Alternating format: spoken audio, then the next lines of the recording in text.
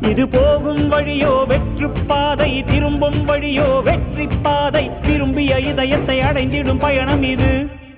கடல் தாண்டும் பறவைக்கெல்லாம் வழியில் மரங்கள் கிடையாது. ஆனாலும் கண்டம் தாண்டும் சிறகுகள் வலிக்காது. மலையேறும் எறும்பின் கால்கள் வெயிலை மிதித்து உடையாது. மனதோடு காதல் வந்தால் மனிதா தடையேது.